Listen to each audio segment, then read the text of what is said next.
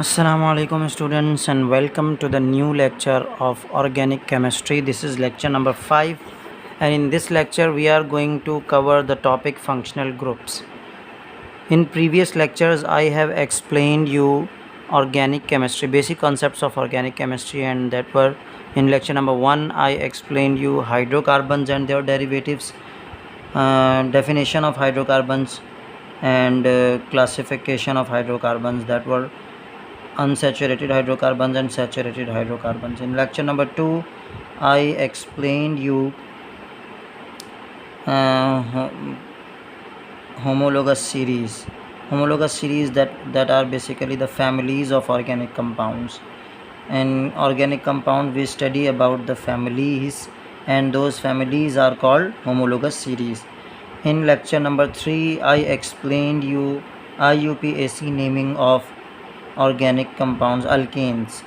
Okay, IUPAC naming of alkanes family. And in lecture number 4 we discussed about IUPAC naming of inorganic compounds, organic compounds, and that are alkenes and alkynes. IUPAC naming of alkenes and alkynes. Now this is lecture number 5 and this is the this is also a basic lecture, a lecture of basic concept, and that basic concept is functional groups. So what are functional groups? Functional groups क्या होते हैं? Functional groups basically are the atoms और group of atoms. जो यहाँ पर लिखा हुआ भी आपको नज़र आ रहा है कि दीज आर द एटम्स और group of atoms. Functional groups असल में या तो एटम्स होते हैं, सिंपल एटम्स यानी कि जैसे oxygen, nitrogen, hydrogen, carbon, chlorine, fluorine, इस तरह के एटम्स होते हैं. कार्बन तो ज़ाहिर सी बात है खुद एज अ चेन में शामिल होता है, तो उसको हम यहाँ पर काउंट नहीं करते. या तो एटम्स होते हैं या ग्रुप ऑफ एटम्स होते हैं, या तो एटम्स होते हैं या ग्रुप ऑफ एटम्स. एटम्स का ग्रुप होता है, जैसे एक मैं आपको मिसाल दूं कि OH हमारे पास एक फंक्शनल ग्रुप है, तो ये बेसिकली ग्रुप ऑफ एटम कहलाएगा क्योंकि इसमें 2 एटम्स हैं. और इसी तरह एक हमारे पास फंक्शनल ग्रुप होता है हेलोजिन्स होते हैं, जिनको हम X से शो करते हैं. और X से शो करने का मतलब इसमें क्लोरीन भी हो सकता है, ये ब्रोमीन भी हो सकता है, ये आयोडीन भी हो सकता है. तो बेसिकली ये हमारे पास क्या है, ये सिंगल एटम्स है ना, तो इनको भी हम फंक्शनल ग्रुप ही कहते हैं. तो functional group can be an atom और ग्रुप ऑफ एटम, या तो ये एटम होगा या ग्रुप ऑफ एटम होगा, और that is attached with the carbon chain, जो कि किसी कार्बन चेन के साथ अटैच हो जाता है. कैसे अटैच होगा कार्बन चेन के साथ?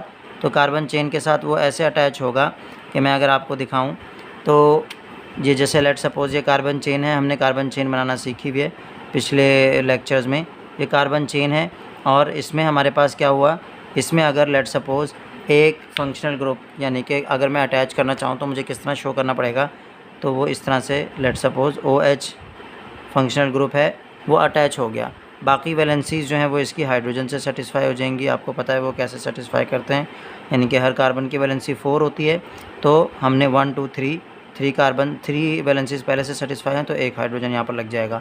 4 में से जितनी पहले से सेटिस्फाई हैं उसको छोड़कर हम बाकी हाइड्रोजन अटैच कर देते हैं. तो ये अब हमारे पास बेसिकली एक फंक्शनल ग्रुप अटैच हो गया है इस चेन के साथ. ठीक है, तो फंक्शनल ग्रुप क्या होते हैं? किसी भी कार्बन चेन में, एक नॉर्मल कार्बन चेन, ये पहले नॉर्मल कार्बन चेन हुआ करती थी, कभी किसी दौर में ये नॉर्मल कार्बन चेन थी, इस पर कोई फंक्शनल ग्रुप नहीं होता था.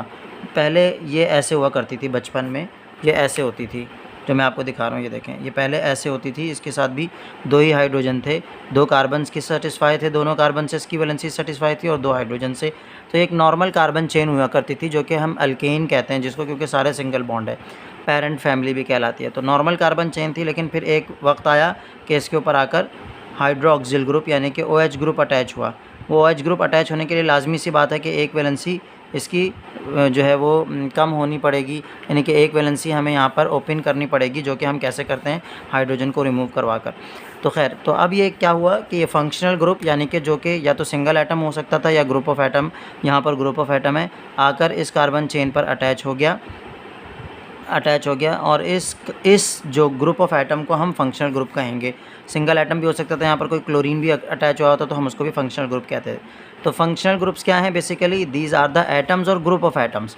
अब ये एटम और ग्रुप ऑफ एटम क्या करते हैं? That are attach to the carbon chain, या that are present.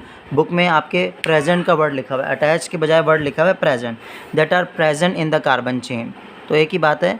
And in organic compounds, किसी भी ऑर्गेनिक कंपाउंड में ये हमारे पास कार्बन चेन के अंदर प्रेजेंट होता है, और फिर उसकी प्रेजेंस की वजह से उस पूरी चेन को एक यूनिक करेक्टरिस्टिक मिल जाती है, उसकी एक अलग सी प्रॉपर्टीज़, उसकी प्रॉपर्टीज़ में चेंज आ जाता है, ऑल्टर्स हो जाती हैं, प्रॉपर्टीज़ यूनिक हो जाती हैं। और वो कैसी यूनिक होती हैं? तो उसके मेल्टिंग पॉइंट, बॉइलिंग पॉइंट, उसके रिएक्शंस, उसकी डिफरेंट प्रॉपर्टीज़ में फ़र्क आ जाता है। तो खैर, तो वो डिपेंड करता है कि फंक्शनल ग्रुप कौन सा अटैच हुआ है। तो ये थी basic definition of functional group. अब फंक्शनल ग्रुप्स की बिहाफ पर हमारे पास मुख्तलिफ़ फैमिलीज़ हैं, वो मैं अब आप लोगों को वन बाय वन एक्सप्लेन करता हूँ। अब लेट्स सपोज़ हमारे पास जो है, हमारे कोर्स में 11 फैमिलीज़ हैं। उन 11 फैमिलीज़ में से हम पहले स्टार्टिंग 6 फैमिलीज़ को डिस्कस करेंगे। 6 फैमिलीज़ को मैं क्यों कह रहा हूँ, इन 6 फैमिलीज़ में क्या खसूसियत हैं? इन 6 फैमिलीज़ में ये ख़ास बात है कि तमाम फैमिलीज़ कौन सी हैं? ये तमाम फैमिलीज़ वो हैं जिनमें हमारे पास 3 एटम्स मौजूद हैं, containing carbon, hydrogen and oxygen. यानी कि इनमें जो फंक्शनल ग्रुप है उसमें कार्बन, हाइड्रोजन और ऑक्सीजन मौजूद हैं, यानी कि फंक्शनल ग्रुप में ऑक्सीजन भी मौजूद होगा कार्बन, हाइड्रोजन के अलावा इस फैमिली में। तो ऐसी फैमिलीज़ जिनका फंक्शनल ग्रुप ऑक्सीजन से बनता हो, वो टोटल हमारे कोर्स में 6 फैमिलीज़ हैं, जिनमें से सबसे पहली फैमिली अगर मैं बात करूं तो वो हमारे पास अल्कोहल फैमिली है। नंबर 2 पर हमारे पास एल्डिहाइड फैमिली है। यह एक काम हम करते हैं, हम ईथर को पहले लिख लेते हैं, ईथर को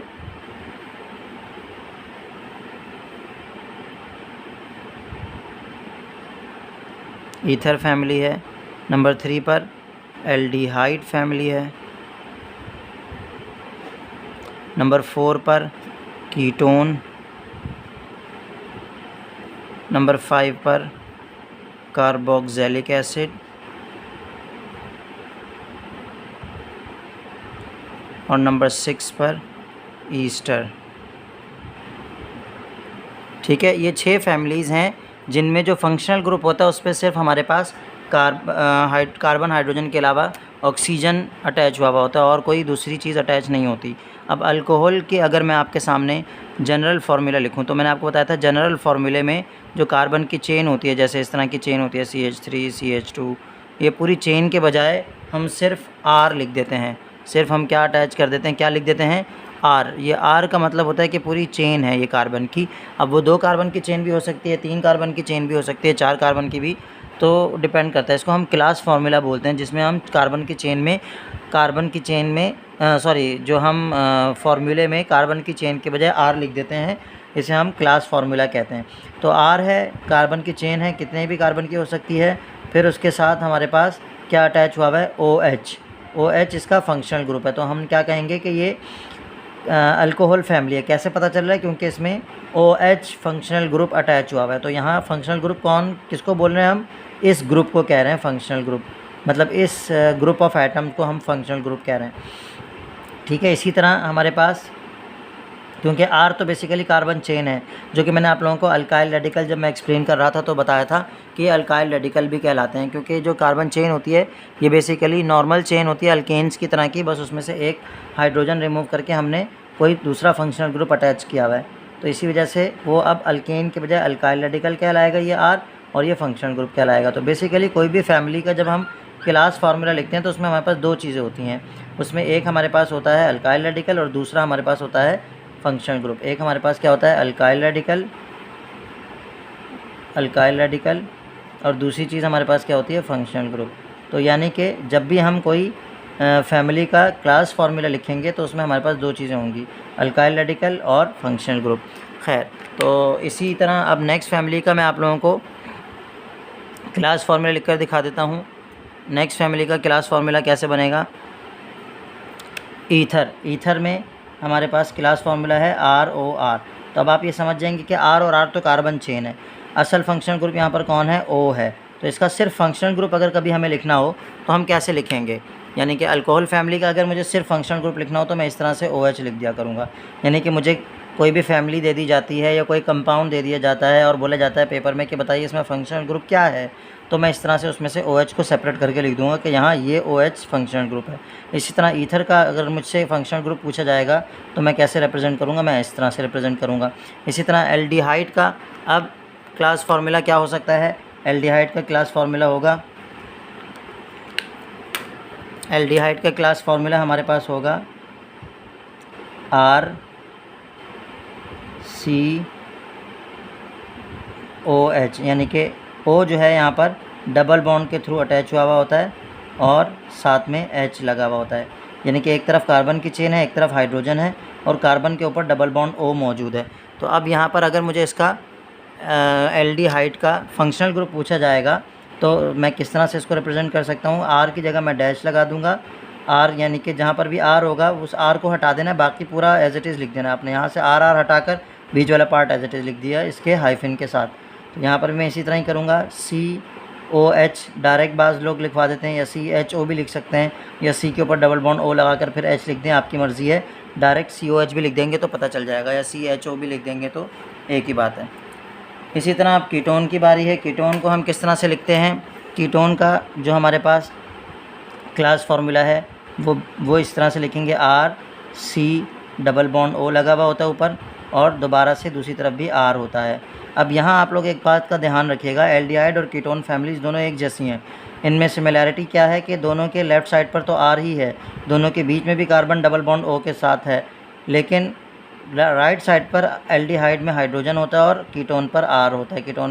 कीटोन के दोनों साइड्स पर कार्बन की चेन है, बीच में कार्बन डबल बॉन्ड है। कीटोन को पहचानने का तरीका भी यही है कि इसके दोनों तरफ कार्बन की चेन होती है। यानी कि इसमें जो कार्बन के ऊपर डबल बॉन्ड O है, ऑक्सीजन जो डबल बॉन्ड के साथ मौजूद है वो हमेशा सेंटर में होगा। सेंटर से मुराद ये है कि कॉर्नर पर नहीं होगा। अगर डबल बॉन्ड O कॉर्नर पर है तो वो एल्डिहाइड है, और अगर डबल बॉन्ड O कॉर्नर पर नहीं है, कॉर्नर पर कार्बन का कोई अल्काइल रेडिकल ही है और उससे भले उसके राइट साइड पर एक ही अल्काइल रेडिकल क्यों ना और लेफ़्ट साइड पर 10 अल्काइल रेडिकल हों, फिर भी हम उसको कीटोन ही कहेंगे, क्योंकि राइट साइड पर चेन जो है वो हाइड्रोजन पर क्लोज़ नहीं हो रही।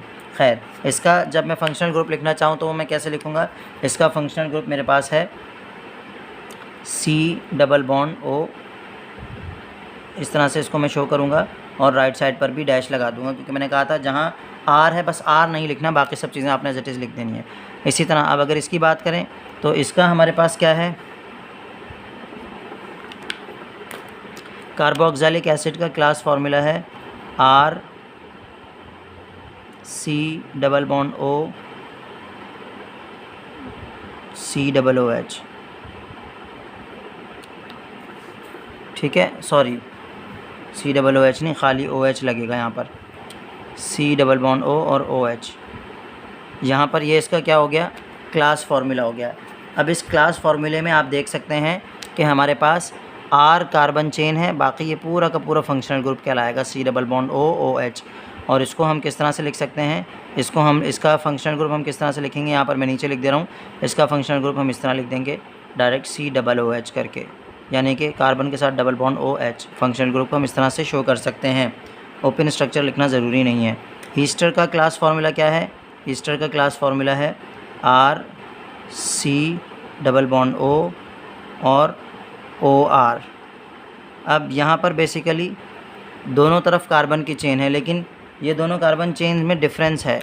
ये वाली कार्बन चेन सेम भी हो सकते हैं, दोनों CH3 भी हो सकते हैं, लेकिन ये डिफरेंट भी हो सकते हैं, एक C2H5 और एक CH3, इस तरह भी हो सकता है। तो इसलिए हम एक के ऊपर डैश लगा देते हैं ताकि ये फ़र्क पता चल जाए कि एक हमारे पास चेन है, दोनों अलग अलग भी हो सकते हैं।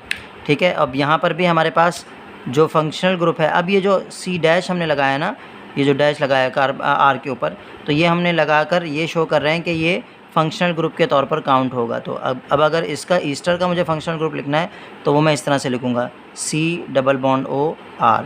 तो अब आप देख सकते हैं कि यहाँ पर हमें फैमिलीज़ को याद करना थोड़ा आसान है, मुश्किल नहीं है। कैसे कि आप दो का ग्रुप बनाकर याद करें कि ये दो ग्रुप जो हैं वो बेसिकली एक जैसे हैं, ये दो ग्रुप एक जैसे हैं, फिर ये दो ग्रुप एक जैसे हैं, फिर ये दो ग्रुप एक जैसे हैं।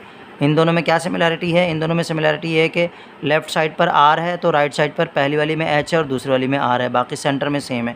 इन दोनों में भी वही सेम बात है, लेफ़्ट साइड पर R, राइट साइड पर एक में H और एक में R, भी सेंटर दोनों का सेम है। इन दोनों में भी यही सिमिलैरिटी है, लेफ़्ट साइड पर R, सेंटर सेम है, और राइट साइड पर एक में H है और एक में R है। तो ये 6 फैमिलीज़ हैं जिनमें कार्बन, हाइड्रोजन और ऑक्सीजन होता है, बाकी उसके अलावा कोई और दूसरा एलिमेंट नहीं होता।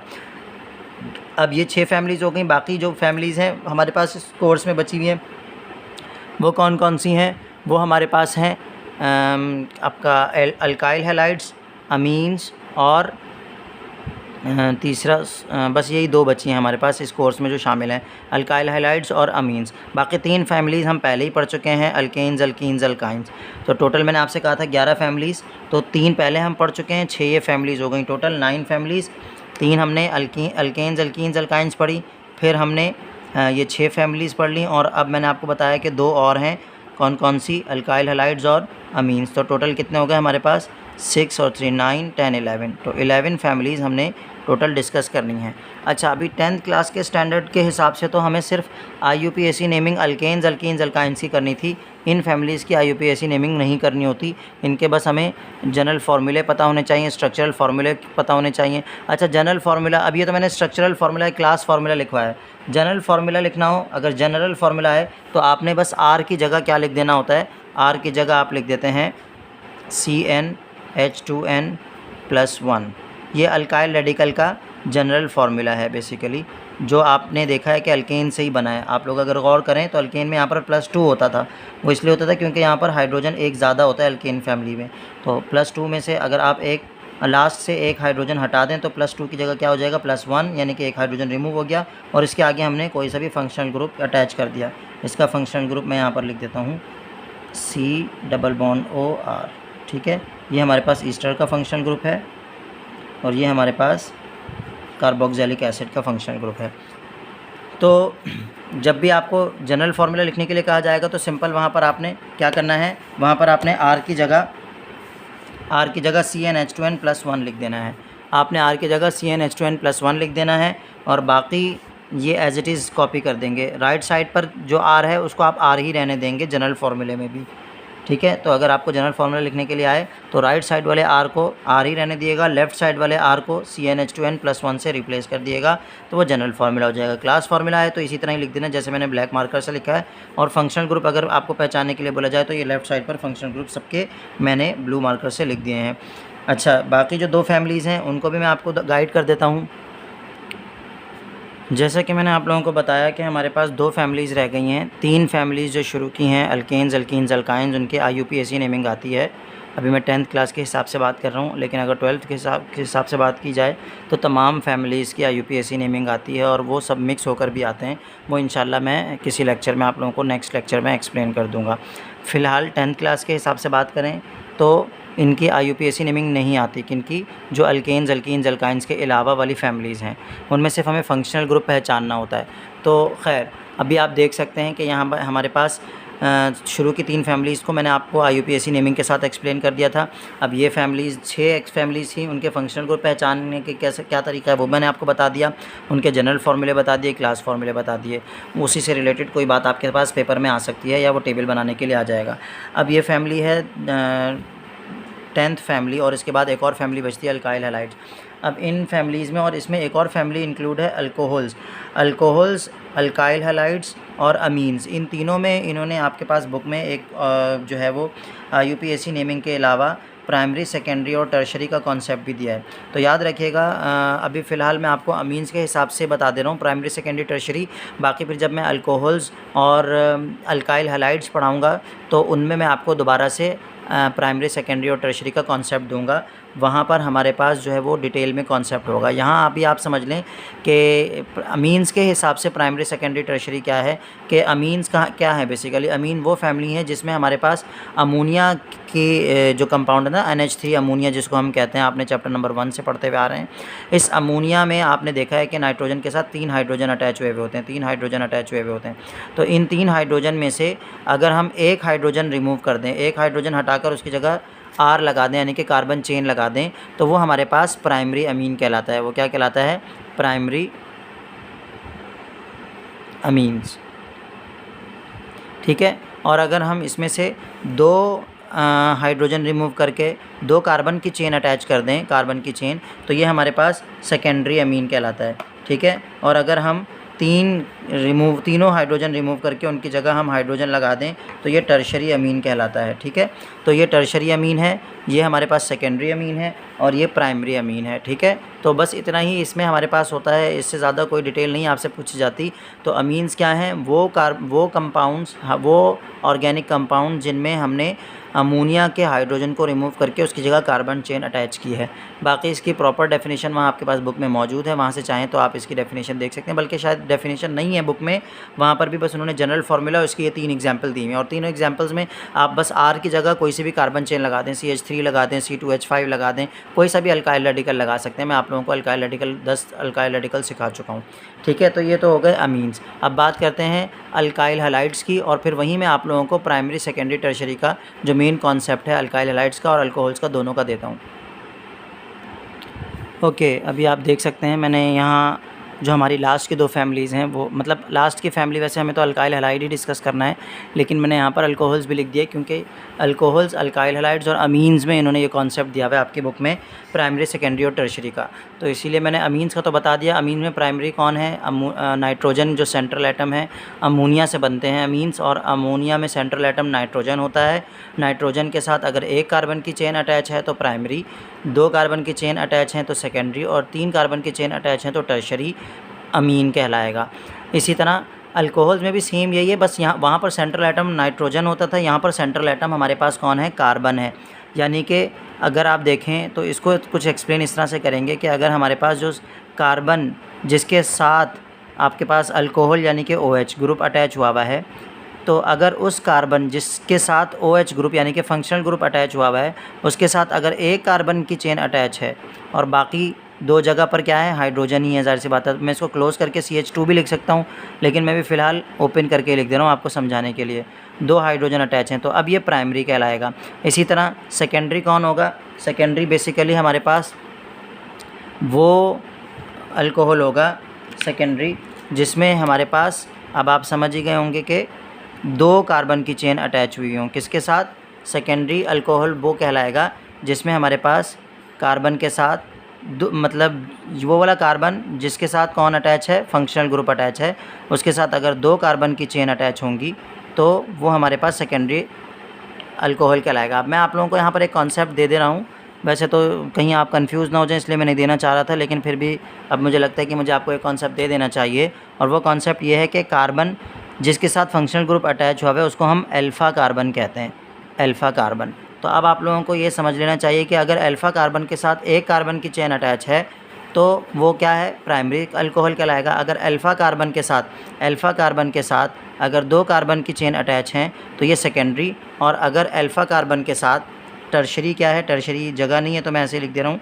टर्शरी बेसिकली वो है जिसमें अल्फ़ा कार्बन के साथ 3 कार्बन की चेन अटैच हैं, 3 कार्बन की चेन अटैच हैं। यहाँ पर भी 1 कार्बन की चेन अटैच है और यहाँ पर OH है। तो अल्फ़ा कार्बन के साथ अगर 3 कार्बन की चेन अटैच हों, अगर 3 कार्बन की चेन अटैच हों तो ऐसे केस में ये हमारे पास टर्शरी अल्कोहल कहलाएगा। अल्काइल हैलाइड्स में भी यही केस है बेसिकली कि अगर हमारे पास कार्बन की चेन के साथ, यानी कि कौन सा कार्बन? अल्फ़ा कार्बन के साथ अगर 1 कार्बन की चेन अटैच है और बाकी यहाँ पर कोई सा भी हैलोजन लगा हुआ हो सकता है। अल्काइल हैलाइड्स किनको बोलते हैं? अच्छा, अल्काइल हैलाइड्स की डेफिनेशन ये है कि alkyl halides are the organic compound that contain halogen as a functional group. यानी कि कार्बन की चेन में अगर halogen as a functional group attach हुआ है तो उसको हम अल्काइल हैलाइड्स कहलाएंगे। याद रखिएगा, अल्केन्स, अल्कीन्स, अल्काइंस के अलावा जितनी भी हमारे पास फैमिलीज़ हैं उनकी डेफिनेशन हम इसी तरह ही बनाते हैं उनके फंक्शनल ग्रुप के बिहाफ पर। यानी कि हम ये बोलते हैं कि carbon chain containing halogens are called alkyl halides. इसी तरह अगर मुझे अल्कोहल की डेफिनेशन बनानी है तो मैं क्या बनाऊँगा कि carbon chain containing hydroxyl group as a functional group are called alcohols, यानी कि organic compounds containing hydroxyl group as a functional group are called alcohol. इसी तरह अगर मुझे कार्बोक्सिलिक एसिड की डेफिनेशन बनानी है तो मैं क्या बोलूँगा, कार्बोक्सिलिक एसिड आपको पता है COOH उसमें attach as a functional group attach हुआ होता है, तो organic compound containing COOH as a functional group are called carboxylic acid. तो खैर, अच्छा, अब यहाँ पर आप देख सकते हैं कि प्राइमरी अल्काइल हैलाइड कौन कहलाएगा, जिसमें हमारे पास अल्फ़ा कार्बन कौन है, जो डायरेक्टली फंक्शनल ग्रुप के साथ अटैच हुआ हुआ है। तो अल्फ़ा कार्बन के साथ अगर हमारे पास एक चेन अटैच है और बाकी हाइड्रोजन है, अब मैं यहाँ पर क्लोज़ करके लिख दे रहा हूँ, तो ये हमारे पास क्या कहलाएगा, प्राइमरी अल्काइल हैलाइड कहलाएगा। अच्छा, यहाँ पर मैंने X लिखा है। X आपको मैं पहले बता चुका हूँ, X का मतलब फ्लोरीन भी हो सकता है, क्लोरीन भी हो सकता है, ब्रोमीन भी हो सकता है, आयोडीन भी हो सकता है। इस फैमिली का कोई भी मेंबर हो सकता है, हैलोजेंस फैमिली का। अच्छा, नेक्स्ट हमारे पास सेकेंडरी जो है वो सेकेंडरी अल्काइल हैलाइड कौन कहलाएगा। सेकेंडरी अल्काइल हैलाइड हम कहेंगे उस अल्काइल हैलाइड को जिसमें जो अल्फ़ा कार्बन है, अल्फ़ा कार्बन कौन, जिसके साथ फंक्शनल ग्रुप अटैच हुआ है। अल्फ़ा कार्बन के साथ अगर 2 कार्बन की चेन अटैच हैं, अगर 2 कार्बन की चेन अटैच हैं, तो इस सूरत में ये सेकेंडरी अल्काइल हैलाइड कहलाएगा। और टर्शरी अल्काइल हैलाइड कौन है, टर्शरी अल्काइल हैलाइड वो अल्काइल हैलाइड है जिसमें हमारे पास जो अल्फ़ा कार्बन है इसके साथ 3 चेन्स अटैच हैं, ये अल्फ़ा कार्बन कहलाता है। अल्फ़ा कार्बन के साथ अगर 3 चेन्स अटैच हैं तो ये हमारे पास क्या कहलाएगा, टर्शरी अल्काइल हैलाइड। तो अल्काइल हैलाइड की डेफिनेशन आपने सीख ली। अल्काइल हैलाइड का जनरल फार्मूला क्या होगा, बस यहाँ पर मैं अगर X इसका जो हमारे पास अल्काइल हैलाइड का फंक्शनल ग्रुप है वो क्या है, X इसका फंक्शनल ग्रुप है। तो अल्काइल हैलाइड की डेफिनेशन तो आपको पता चल गई कि alkyl halide are the organic compound that contain halogen as a functional group, ये डेफिनेशन हो जाएगी। इसका जनरल फार्मूला क्या होगा, जनरल फार्मूला में आपको बताया था कि R की जगह आपने CnH2n+1 लिख देना होता है। अगर मैं इसका जनरल फार्मूला लिखना चाहूँ अल्काइल हैलाइड का, तो वो क्या हो जाएगा, जनरल फार्मूला CnH2n+1 और फिर आखिर में मैं X लगा दूँगा, यानी कि मैं इसको यहाँ पर ओपन करके लिख देता हूँ, या मैं जनरल फार्मूले सबके एक साथ आप लोगों को लिखकर समझा देता हूँ ताकि आपको जनरल फार्मूला याद हो जाए। बाकी क्लास फार्मूला तो यही होगा इसका, क्लास फार्मूला बस यहाँ पर आप डायरेक्ट RX लिख देंगे, ठीक है ना। क्लास फार्मूला तो आसान है, वो मैं यहाँ पर लिख देता हूँ। क्लास फार्मूला इसका RX होगा। क्लास फार्मूले में हम R लगाते हैं CnH2n+1 की जगह, यानी कि अल्काइल रेडिकल की जगह, यानी कि कार्बन चेन की जगह हम R लगाते हैं। अल्काइल रेडिकल बोलें, कार्बन चेन बोलें, CnH2n+1 बोलें, सबका एक ही मतलब है, ठीक है। तो इसकी जगह हम क्लास फार्मूले में R लिखते हैं और ये हो गया इसका क्लास फार्मूला। इसकी टाइप्स ये हो गई, और टाइप्स के साथ आप यहाँ पर R की जगह कोई भी CH3 भी लगा सकते हैं, C2H5 भी लगा सकते हैं, कुछ भी। अब आखिरी चीज़ बस रह गई है, वो मैं जल्दी से आपको जनरल फार्मूले सबके लिखकर बता देता हूँ, ताकि जब पेपर में अगर कोई भी अलग से एक फैमिली पूछ ली जाए तो उसकी कम से कम 4 चीज़ें आपको लिखना आनी चाहिए। नंबर 1 पर आपको उसकी डेफिनेशन लिखनी आनी चाहिए, जो मैंने आपको बता दी कि कैसे डिफ़ाइन करेंगे आप किसी भी फैमिली को, उसके फंक्शनल ग्रुप से डिफ़ाइन करेंगे। कि जैसे लेट सपोज़ अगर आपको जो है वो ईथर एक्सप्लेन करना है तो आप क्या लिख देंगे कि organic compound containing O as a functional group, यानी कि O के दोनों साइड्स पर आप जो है वो चेन के जो डैश होते हैं वो ओपन करके दिखा देंगे। O as a functional group are called ethers. और फिर उसके बाद डेफिनेशन हो जाएगी। सबसे पहले डेफिनेशन के बाद आप उसका क्लास फार्मूला लिखेंगे ROR, फिर उसके बाद तीसरे the general formula, the class formula of ether family is ROR, इस तरह से। और फिर क्लास फार्मूले के बाद तीसरी चीज़ आप क्या लिखेंगे, क्लास फार्मूले के बाद तीसरी चीज़ आप लिखेंगे जनरल फार्मूला। जनरल फार्मूला क्या होगा, CnH2n+1 OR। और इसी तरह चौथी चीज़ जो है वो, मतलब अगर टाइप्स हैं, यानी कि अगर अल्काइल हैलाइड्स, अल्कोहल्स या अमीन्स में से कुछ चीज़ पूछी हुई है तो वहाँ पर आप टाइप्स भी लिख देंगे। तो आखिरी चीज़ है जनरल फार्मूला, वो मैं आपको बता देता हूँ, फिर इंशाल्लाह इस लेक्चर को क्लोज़ करते हैं। या फिर एक काम करते हैं कि मैं तमाम फैमिलीज़ जिस सीक्वेंस से मैंने एक्सप्लेन किया उसी सीक्वेंस से तमाम फैमिलीज़ के नाम और उनके जनरल फार्मूले जो है वो आप लोगों को एक शॉर्ट बनाकर अपलोड कर देता हूँ अलग से, ठीक है, क्योंकि लेक्चर बहुत लंबा हो गया है। तो आज तक के लिए इतना ही, इजाज़त दीजिए, मिलते हैं इंशाल्लाह नेक्स्ट वीडियो में। अल्लाह हाफ़िज़।